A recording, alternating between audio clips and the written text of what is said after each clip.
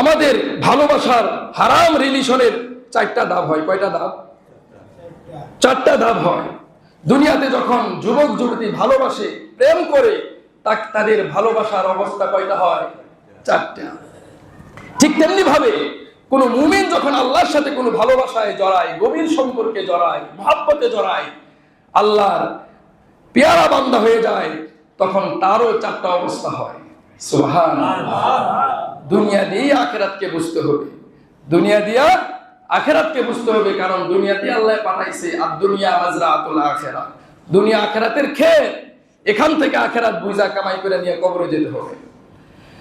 মুহতারাম হাজিরিন, দুনিয়ার মধ্যে হারাম রিলেশন, হারাম ভালোবাসার 4টা অবস্থা হয়। 1 নাম্বার অবস্থা হলো কোন যুবক যখন কোন যুবতীর প্রেমে পড়ে, অথবা কোন যুবতী যখন কোন যুবকের প্রেমে পড়ে, প্রথম দিন ভালোবাসার কথা হয় না, স্বীকারোক্তি কেউ কাউকে দেয় না, বরং চোখে চোখে চোখ রেখে চোখের কথা হয়। কথা বলেন ঠিক কিনা? এখানে যারা বসে রয়েছেন, যদি ঠিক আসতে কোন বুঝবো আপনি আকাম কুকাম বেশি করছেন, আর ঠিক যদি জোরে কোন বুঝবো আপনি সব মানুষ বেশি প্রীতি করেন না, হালকা পাতলা পছন্দ করছেন। এজন্য ঠিকঠাক জোরে করবেন, নাহলে বুঝবো আপনি 2 নম্বর লোক। কথা বুঝাইতে পারলাম নি? দুনিয়াতে কোন মানুষ যখন কোন যুবক, এর মুরব্বী যারা আছেন যুবক আছিলেন কিনা, নাকি না থেকে বুড়ো হয়েছেন? মুহতারাম হাজিরিন, দুনিয়ার মধ্যে যখন হারাম রিলেশন, 4 অবস্থা। আল্লাহর সাথে মুমিনের মহব্বতের 4 অবস্থা বলবো, বুঝবেন। আজকের আলোচনা শেষ, মোটা দাগে কথাগুলো বুঝতে চেষ্টা করেন। 1 নাম্বার, দুনিয়ার মধ্যে যখন কোন যুবক কোন যুবতীর প্রেমে পড়ে, প্রথম দিন তারা কিচ্ছু বলে না, শুধু চাওয়াচাই হয়, চোখে চোখ রাখে, চোখের কথা হয়। এই কথার পরে একজন আরেকজনকে নিজের প্রস্তাবটা উপস্থাপন করে, উপস্থাপন করার পরে যদি সে সাক্ষ্য প্রদান করে, তখন কথা হয়। এইগুলো প্রথম ধাপ। যখন এই কথা শেষ হয়, তারপরে প্রতিদিন কথা হয়, মেসেজ হয় না, বন্ধ থাকে? প্রতিদিন হয়, প্রতিদিন কথা হয় মেসেঞ্জারে, হোয়াটসঅ্যাপে। এখন আগেকার দিনে বাঁশের চিপাতা, জারের চিপাতা, সিডির মাধ্যমে পিউন পাঠাইতো। মুরব্বী যারা করছেন, এরা কি করতেন? পিউন পাঠাইতেন। পিউন ছোট ছোট বাচ্চাদেরকে কাগজে লেখা যায় না দিয়াই কোলা। কথা বলেন ঠিক কিনা? আগে ছিল কাগজের চিঠি, এখন সেটা আপডেট হয়ে গেছে হোয়াটসঅ্যাপ, মেসেঞ্জার ইত্যাদি ইত্যাদি। কথা বলেন ঠিক কিনা? এই রোজানা হোয়াটসঅ্যাপ, মেসেঞ্জার অথবা বাজারে তোলে যে চিঠির মাধ্যমে কথাবার্তা, সাক্ষাৎ, এটা হলো 2য় ধাপ, হারাম ভালোবাসা। হারাম ভালোবাসার 3য় ধাপ হলো পরের যে অবস্থা সৃষ্টি হয়, একজন আরেকজনকে দৈনন্দিন দেখা না হইলে, কথা না হইলে খাওয়া দাওয়া ঠিক মতো হয় না। যুবক আর যুবতী দৈনিক আগে ভাত খাইতো 3 বেলা, নাস্তা খাইতো 2 বেলা, মোট 5 বেলা। এখন খাই 2 বেলা। মা বাপে জোর করে খাওয়াই, তার না, কিরে খাবি না? ভালো লাগে না। মাই তো আর বুঝে না, বাপাও বুঝে না, সন্তানের কেড়ে ভালো লাগে না। মূলত হেরে ডাকে কেনা, ও কেলেন পারে ব্রিজের পুরায় মন গেছে হেনে। কথা বলেন ঠিক কিনা? এই হালাত। ম্যাডাম কোন সময় স্কুলে যাইব, কোচিং থেকে বাইরে হইব, হের হেন হাজিরা দিতে হইব।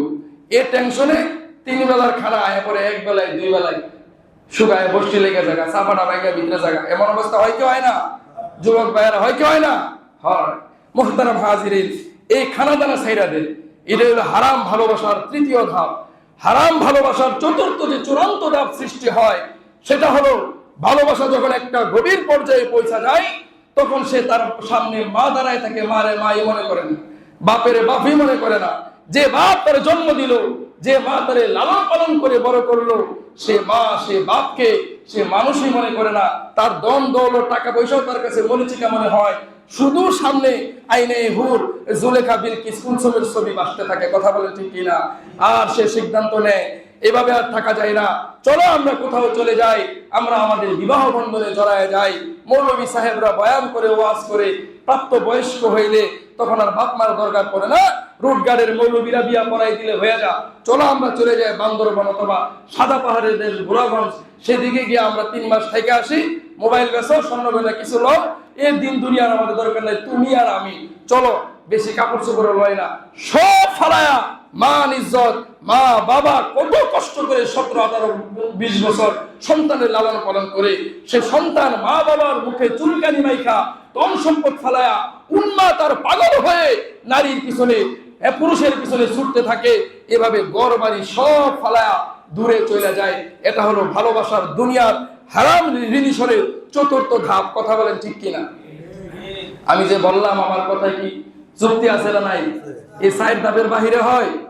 যদি থাকে তাহলে আমার কাছে নিয়ে আসেন, আমি আপনার থেকে শিখবো। এ হইল হারাম রিলেশনের 4 অবস্থা।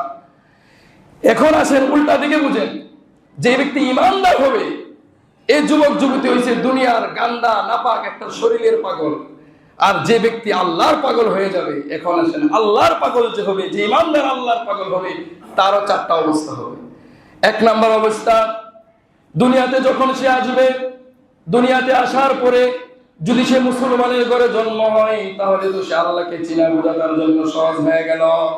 যদি সে ইব্রাহিম আলাইহিস সালামের মতো আজরের ঘরে জন্ম হয়, হিন্দুর ঘরে জন্ম হয়, খ্রিস্টানের ঘরে জন্ম হয়, ইহুদির ঘরে জন্ম হয়, তাহলে সে আল্লাহকে কিভাবে পাবে? আল্লাহ বলেন, তাহলে তুমি আমাকে খুঁজে পেতে হবে যেরকম ভাবে যুবক তার যুবতীকে প্রথম চোখে চোখে কথা বললো, তুমিও আমাকে তালাশ করো। তুমি বিশাল আকাশের দিকে তাকাও, তাইলে মালিককে পেয়ে যাইবা। সূর্যের দিকে তাকাও, চন্দ্রের দিকে তাকাও, আল্লাহর মাখলুকাতের দিকে তুমি তাকাও, তাহলে তুমি আমাকে পেয়ে যাইবা। এগুলো রোজানা কে পরিবর্তন করতেছে? কে সূর্য উঠায় আর ডুবায়? কে তোমাকে রিজিক দেয়? কে সুস্থতা দেয়? কে আবার অসুস্থ করে? এভাবে যখন তুমি সৃষ্টি নিয়ে গবেষণা করবা, তাইলে স্রষ্টাকে পেয়ে যাইবা। যখন স্রষ্টাকে পেয়ে যাইবা, তখন তুমি হৃদয়ের পক্ষ থেকে যুবক যুবতী যেরকম রিলেশনের প্রথম দাবি আই লাভ ইউ টু বলে, তুমিও বইলা দাও আশহাদু আল্লাহ ইলাহা ইল্লাল্লাহ, আশহাদু আল্লা ইলাহা ইল্লাল্লাহ ওয়া আশহাদু আন্না মুহাম্মাদান আবদুহু ওয়া রাসূলুহু। এই যে সাক্ষ্য প্রদান করলা, যুবক যখন যুবতীকে ভালোবাসার কথাই চূড়ান্ত হয়ে গেল, দেখা করা দৈনন্দিন জরুরি হয়ে গেল, মেসেজ দেওয়া দৈনন্দিন আবশ্যক হয়ে গেল, পুঠের কুলে ঘাটে বাজারে বন্দরে কোচিং সেন্টারে দেখা করা জরুরি হয়ে গেল। তুমি যখন সাক্ষ্য দিলে তুমি আল্লাহর বান্দা, এখন রোজানা মুয়াজ্জিনের ডাকে 5 বার মসজিদে আমার কুদরতি পায়ে সিজদা দেওয়া তোমার জন্য আবশ্যক হয়ে গেল। সুবহানাল্লাহ। তাইলে মুয়াজ্জিন ফজরে তোমাকে ডাকবে, তুমি আমার প্রেমের ডাকে সারা দিয়ে শুয়ে থাকতে পারো না। মুয়াজ্জিন জোহরে তোমাকে ডাকবে, কাজের অজুহাতে তুমি ঘরে থাকতে পারো না। মুয়াজ্জিন আসরে তোমাকে ডাকবে, ঘুমের অজুহাতে ঘরে থাকতে পারো না। মাগরিবে মুয়াজ্জিন ডাকবে, কাজের অজুহাতে তুমি মসজিদ ছাইরা থাকতে পারো না, নামাজ ছাইরা থাকতে পারো না। মুয়াজ্জিন তোমাকে ডাকবে, স্মরণ করায় দিবে, তুমি না আল্লাহর প্রেমে পড়ছো, আল্লাহ তোমাকে ডাকে, তুমি আল্লাহর দিকে আসো। তাইলে রোজানা 5 বার মুসলমান পুরুষ বালেকরা মসজিদে এসে জামাতের সাথে নামাজ পড়বে, মহিলারা ঘরের মধ্যে নামাজ পড়বে, 5 বার আল্লাহর সাথে দেখা করবে। এই হলো দুনিয়ার ভালোবাসার 4 ধাপ বর্ণনা করলাম। আল্লাহর সাথে ইমানদারের ভালোবাসার 2 নাম্বার ধাপ, আল্লাহর সাথে ইমানদারের ভালোবাসার 3 নাম্বার অবস্থা যেটা হবে, 5 ওয়াক্ত নামাজ পড়ে আল্লাহর কুদরতি পায়ে সিজদা দেয়, আল্লাহর কাছে প্রার্থনা করে। আল্লাহরে দেখে না, আল্লাহরে দেখার জন্য তার মন আনমনা হয়ে যায়। আল্লাহকে কিভাবে দেখতে পারি? আল্লাহর সাথে সাক্ষাতের আশায় দুনিয়ার যুবক যুবতী প্রেমিককে না দেখলে 3 বারের খানা 2 বারে চলে আসে। আল্লাহর পাগল যারা হবে তারাও 3 বারের খানার কথা ভুলে যাবে, রোজা রাখতে শুরু করবে। আল্লাহ শুনেছি রোজার মধ্যে তোমাকে পাওয়া যায়, ফরজ রোজা তো রাখবেই, মাঝে মধ্যে নফল রোজাও রাখতে থাকবে।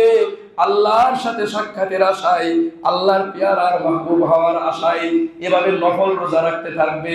আল্লাহ সন্তুষ্টির আশায় খানা দানা ছেড়ে দিবে, কুরবানি করতে থাকবে, নফসের উপরে চাপ সৃষ্টি করবে। এই হলো মুমিনের ভালোবাসার 3 নাম্বার ধাপ। মুহতারাম হাজিরিন, ইমানদারদের ভালোবাসার 4 নম্বর অবস্থা যেটা হবে, সেটা হলো দুনিয়ার হারাম রিলেশনের 4 নম্বর অবস্থা বুঝালাম।